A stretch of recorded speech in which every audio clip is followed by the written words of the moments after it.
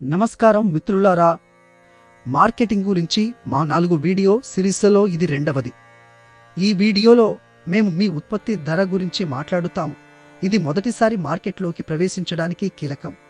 కాల్చిన వేరుశెనగ తయారీదారులు తమ ఉత్పత్తుల ధరలను ఎలా నిర్ణయించారో చూద్దాం. ధరలలో విస్తృతమైన వ్యత్యాసాన్ని మీరు గమనించారా? కొంతమంది ఆటగాళ్లు ప్రీమియం ధరను ఎందుకు పొందవచ్చు, మరికొందరు చాలా తక్కువ వసూలు చేయవచ్చు. ఈ వీడియో ముగిసే సమయానికి ఈ ఆటగాళ్ల ధర ఎందుకు భిన్నంగా ఉంటుందో మరియు మీరు మీ ఉత్పత్తికి ఎలా ధర నిర్ణయించాలో మీకు అర్థం అవుతుంది. సాధారణంగా ఉపయోగించే మొదటి 2 ధరల వ్యూహాలు ధరతో పాటు ధర మరియు విలువ ఆధారిత ధర. మొదటిది కాస్ట్ ప్లస్ ప్రైసింగ్. లాభాల మార్జిన్ను నిర్ధారించడానికి వస్తువుల ధరకు మార్కప్ను జోడించడం ఇందులో ఉంటుంది.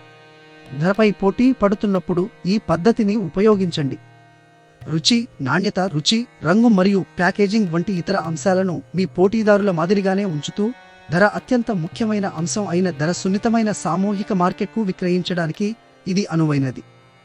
ఉదాహరణకు 1 కిలోగ్రాము కాల్చిన వేరుశెనగ ఉత్పత్తి వ్యయం ₹129 అయితే మీ పోటీదారులు కిలోగ్రాముకు ₹232 కంటే తక్కువకు విక్రయించడం లేదని భావించి మీరు మీ ధరను కిలోగ్రాముకు 30% నుండి 40% మార్జిన్ వద్ద, అంటే ₹232 వద్ద నిర్ణయించవచ్చు.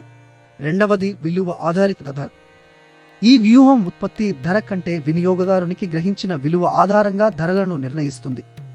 రుచి, నాణ్యత, రుచి, రంగు మరియు ప్యాకేజింగ్ వంటి ధర కాకుండా ఇతర కారకాలపై పోటీ పడుతున్నప్పుడు ఈ పద్ధతిని ఉపయోగించండి. ధర కంటే నాణ్యత మరియు ప్యాకేజింగ్ ముఖ్యమైన మధ్య నుండి అధిక ఆదాయ మార్కెట్లకు ఇది అనువైనది.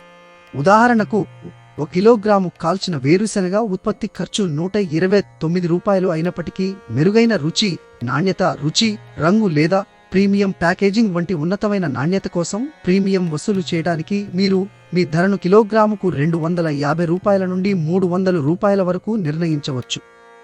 ఇవి కాకుండా మీరు ఇతర వ్యూహాలను కూడా పరిగణించవచ్చు. ప్రారంభంలో వినియోగదారులను ఆకర్షించడానికి మరియు మార్కెట్ వాటాను పొందడానికి తక్కువ ధరలను నిర్ణయించడం, తరువాత క్రమంగా ధరను పెంచడం. ప్రారంభంలో కొత్త మరియు ప్రత్యేకమైన ఉత్పత్తులకు అధిక ధరలను నిర్ణయించడం, తరువాత పోటీ పెరిగే కొద్దీ వాటిని తగ్గించడం. ఒక ఉత్పత్తిని చౌకగా కనిపించేలా చేయడానికి ₹100కు బదులుగా ₹99కు సెట్ చేయడం వంటి మానసిక ధరలను ఉపయోగించడం. అనేక ఉత్పత్తులను కలపడం మరియు ప్రతి ఉత్పత్తిని ఒక్కొక్కటిగా కొనుగోలు చేసిన దానికంటే తక్కువ ధరకు కట్టను అందించడం.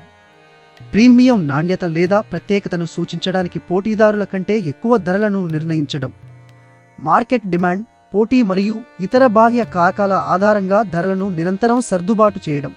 తరువాత మీ మొదటి నమూనాను సిద్ధం చేసుకోండి మరియు మీ సంభావ్య వినియోగదారులను వారు మీ ఉత్పత్తికి ఎంత చెల్లించడానికి సిద్ధంగా ఉన్నారో అడగండి.